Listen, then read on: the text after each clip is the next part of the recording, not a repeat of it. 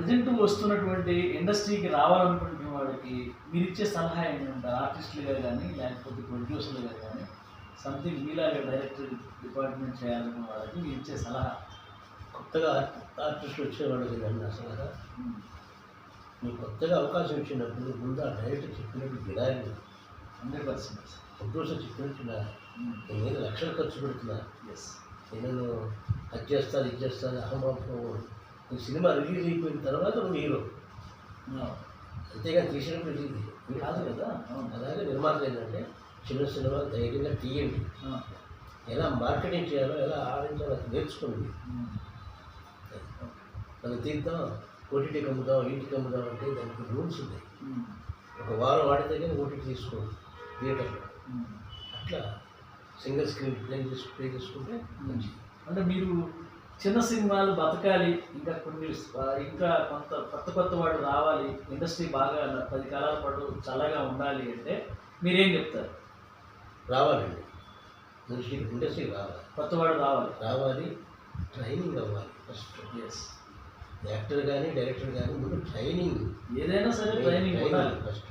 ఇప్పుడు వచ్చిన ఎంతమంది అండి, జై హనుమాన్ కానీ చిన్న పిల్లల నుంచి యాక్ట్ చేశాడు, బలగం కానీ అదంతా కొత్త డైరెక్టర్ అంతే సక్సెస్ అవుతున్నారు లేదు. కాబట్టి మీరు ఫ్యూచర్లో ఏమైనా పాన్ ఇండియా సినిమా స్టార్ట్ చేసే అవకాశం ఏమైనా ఉందా? ఈ సంవత్సరానికి నాకు 3 సినిమాలు ఉన్నాయండి. 3 సినిమాలు పేర్లండి? ఒకటి బాలతేజం, రాష్ట్రపతి అవార్డు కోసం చేస్తున్నాను. అది ఇప్పుడు 10 days చూస్తే అయిపోతుంది. అది అంటే చిన్న పిల్లలు 30 మంది పిల్లలకి అంతా చేసుకున్నాను. ఓకే ఓకే, అది బాలతేజం. అది సినిమానా ఓటీటీకి వస్తుంది? సినిమా. నిర్బంధ విద్య వైద్యంతో దారుణాలు చేస్తున్న వాళ్ళ మీద ధ్వజమెత్తారు పిల్లలు. ఓకే, మంచి కాన్సెప్ట్ సార్. అది నిజంగా మీరు మెసేజ్ సమాజానికి ఒక నిర్బంధంగా విద్య అనేది ఉండాలి, దాని మీద దోపిడీ జరగకూడదు, ప్రజెంట్ వైద్యం కూడా అందరికీ అందాలి. ఇది బాగుంది చాలా. తర్వాత అది కంప్లీట్ అయిపోగానే సన్ ఆఫ్ సునామీ ఇస్తాను. Son of tsunami. Okay okay, complete మత్స్యకారుల సమస్యలు ఉన్నాయి. ఓహో, అక్కడ కొన్ని ఇది జరుగుతున్నాయి.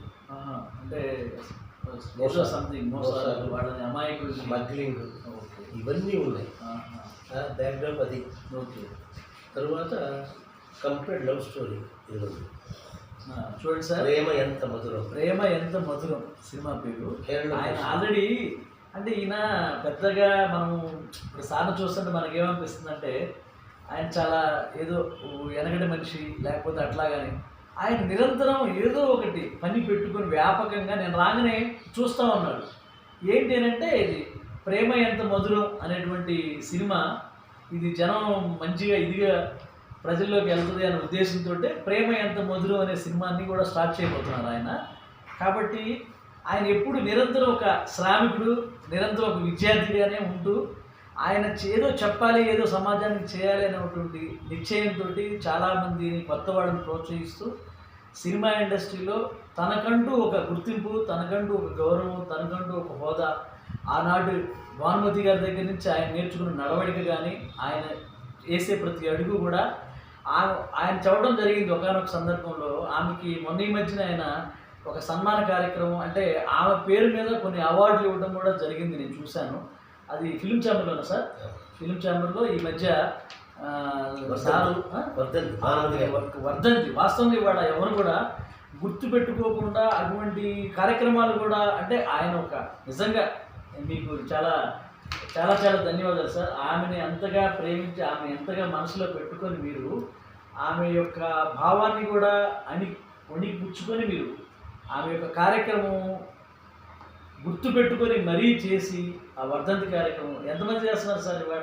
ఇవాళ ఇండస్ట్రీలో 7 మీద లెక్క వేయచ్చు. కానీ మీకు చాలా సినిమా ఇండస్ట్రీ కూడా మీకు చాలా రుణపడి ఉంటుంది సార్, 100%. ఎందుకంటే ఆ మహాతల్లిని తలుచుకుని ఆమెకి చేయడం అనేది గొప్ప విషయం. కానీ ఎవరో స్వార్థం కోసం ఏది చేయలేరు మీరు. కాబట్టి మీరు 10 కాలాల పాటు చల్లగా ఉండాలి.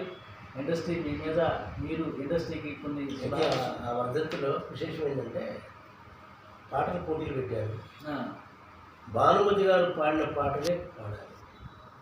ఆమె అప్పుడు పాడిన జానపదాలు కానీ లేకపోతే ఏమైనా సరే అలా నెల్లూరు అమ్మాయి ఫస్ట్ ఫేజ్ కొట్టేసి బాబా తర్వాత ఒక దీక్షిత్ గారు ఉన్నారు సుబ్రహ్మణ్యం గారు మగ ఆయన మాట్లాడుతున్నా పాడుతున్నా భానుమతి లేకపోతే బాబా ఆయన చనిపోయారు.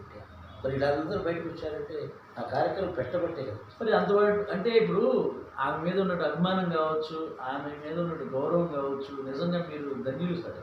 నిజంగా ఆమె ఎక్కడున్నా సంతోషించి నా శిష్యుడు ఈ విధంగా అంటే ఏదో ఇదిగా కాదు, జనం కోసం చేయాలని కాదు, కానీ అది ఆమె చేయాలి మీరు అని మీకు నిశ్చయించి ఆమె ఆశీస్సులు ఉండబట్టి మీరు చేయగలిగారు ఆ కార్యక్రమాన్ని.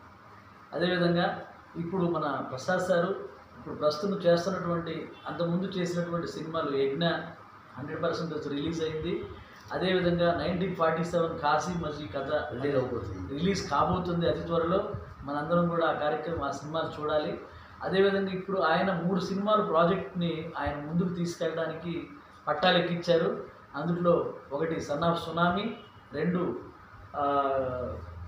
ఏమంటారు అది కూడా చూడండి సార్, దీక్షిత్ ఎంటర్టైన్మెంట్స్ బడాయి బుల్లోడు కాదు లడాయి కుర్రోడు. ఈ కాన్సెప్ట్ అసలు ఆ పేరు చూడండి, ఆయన ఉన్న వయసుకి కానీ ఆ యొక్క టైటిల్కి చూడండి మీరు, ఆయనకి ఎంత ఆయనలో ఎంత ఇది ఇండస్ట్రీ పరంగా ఎంత సినిమాకి ఏదో విధంగా జనాన్ని రప్పించి జనానికి ఒక మెసేజ్ ఇవ్వాలనేటువంటి కృతనిశ్చయంతో ఆయన ముందుకు వెళ్తున్నాడు. అదేవిధంగా ప్రేమ ఎంత మధురం అని, అంటే ఆయనలో ఇంకా ప్రేమతత్వం, ప్రేమకు కూడా దానికి చాలా ఇందులో రాశారండి. దీంట్లో చాలా ఉంది మెసేజ్లో, ఈ పేరులోనే చాలా కొటేషన్ ఉంది. కాబట్టి అది మనం ఇప్పుడు రివీల్ చేయకూడదు. ప్రేమ ఎంత మధురం సినిమాని అతి త్వరలో ఆయన ప్రాజెక్టు